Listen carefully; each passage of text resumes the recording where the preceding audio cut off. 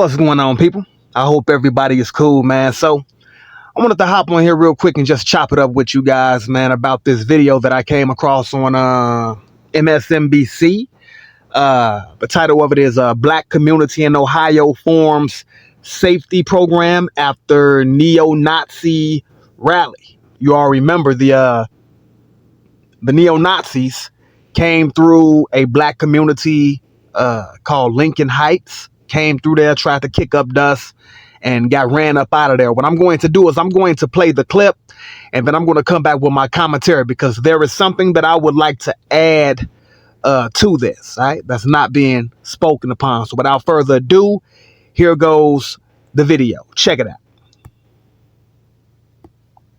Turn now to one community in Ohio, which is now the center of a growing national debate about civil rights, hate speech, and the Second Amendment.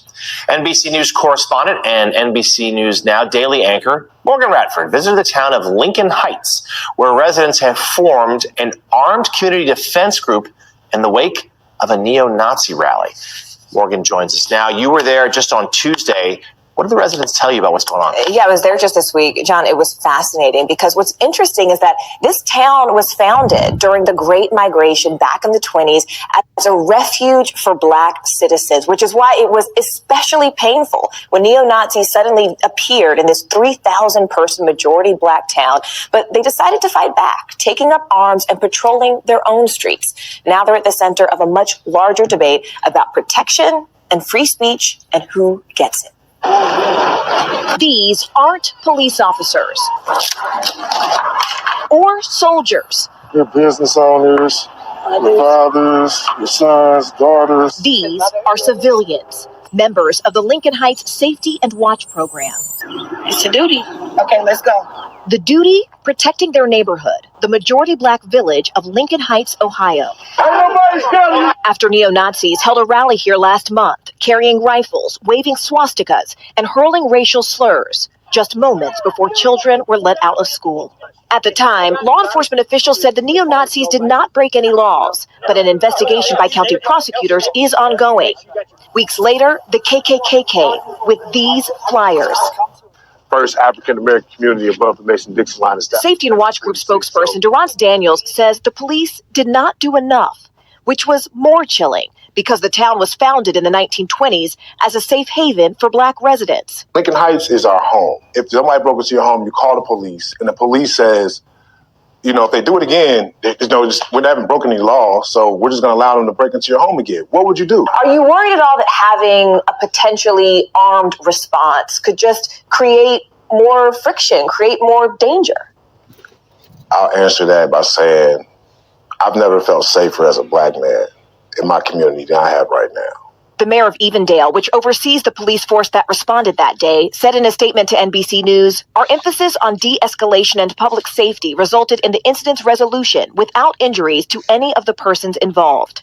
But residents here say they can't afford to wait. Every day, the Safety and Watch Group escorts children to school and patrols the streets. Why do you all wear masks? Those Nazis, we have reports of them finding our backgrounds, so we're not hiding ourselves from the residents, but we're protecting our family from what we're doing out here. While many locals do support the security group, some, like business owner Eric Ruffin, say they wish the group wasn't needed. We don't want to become what we hate. You know, we don't want to become a group of people that walk around feeling like we have a reason in America to have to protect ourselves. And this community Stand up. is not backing down.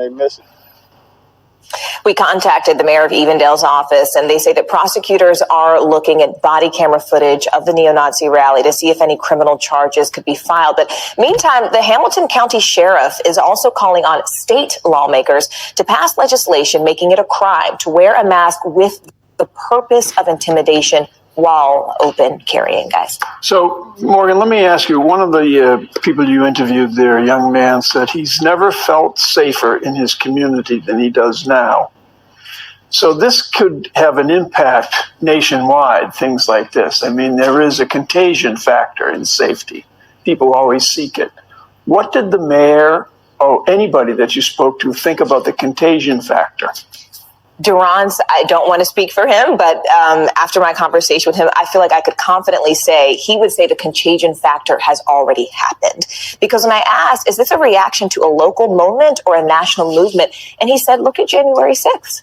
He said, you already have people felt emboldened to come here locally because of what they saw nationally. If you can hang from the building of the hallowed halls of the Capitol and then be pardoned, not be prosecuted, why don't you think you can come to a small village of African Americans, only 3,000 people?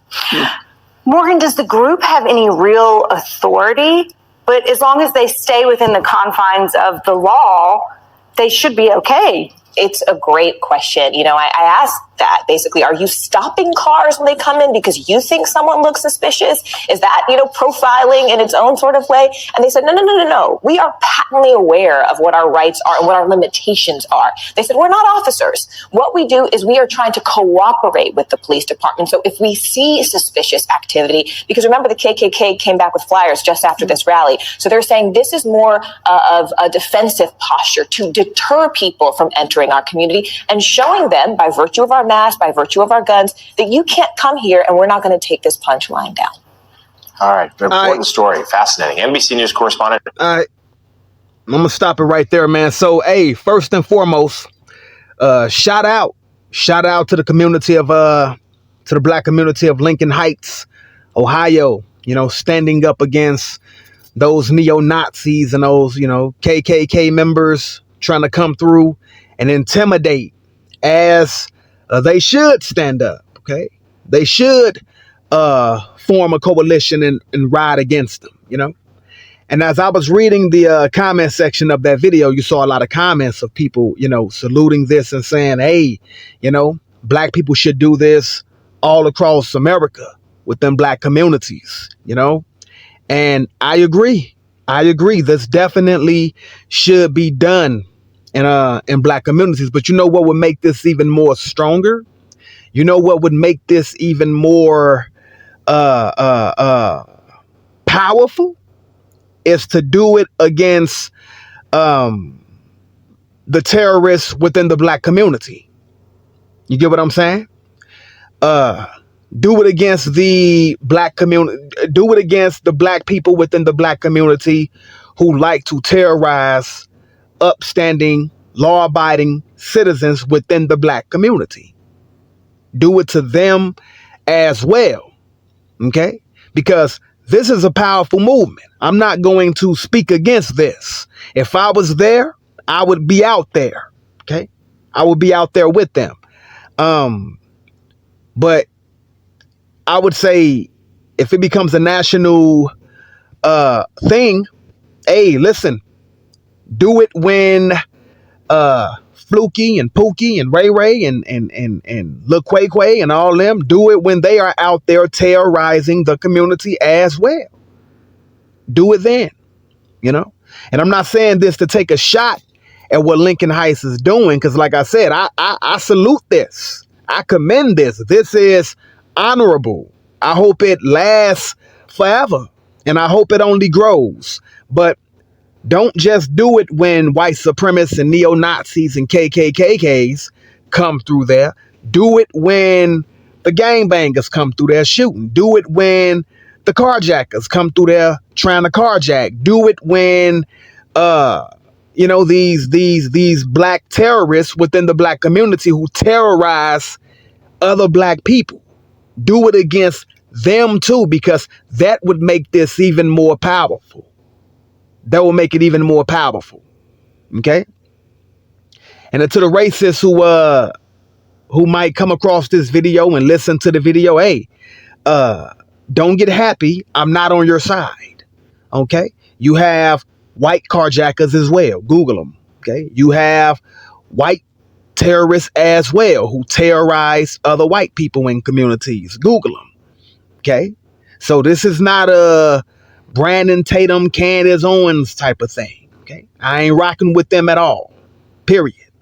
All right? But what I am saying, it's honorable to do this against white supremacists, but take it a step further and make it even more powerful and do it against other black people within the black community who also like to terrorize the black community. Okay, terrorize when they like to gangbang, when they like to do drive-bys, okay, when they like to rob other upstanding members of the community, etc. When they stick guns in innocent children's faces, etc. Come out there and gather together and rally together and form a coalition and be armed against them too. Because listen, you cannot build up a strong black community and leave O-Dog in it. All O-Dog is going to do is tear down the newly rebuilt black community, okay, if O-Dog hasn't changed his mind. You get what I'm saying? So you can't rebuild up a strong black community and leave riffraff. You have to go against the riffraff and speak against them as well. So I commend this, man. Salute to this. But take it a step further and make it even more powerful and do this against Pookie and Ray Ray, man, who terrorize innocent members of the community, okay, on a national level. All right, now, when I say on a national level, I'm talking about all communities throughout the United States of America, you know, any black community. Yeah, form coalitions, man. Form coalitions. Ride against racism. Ride against neo-Nazis.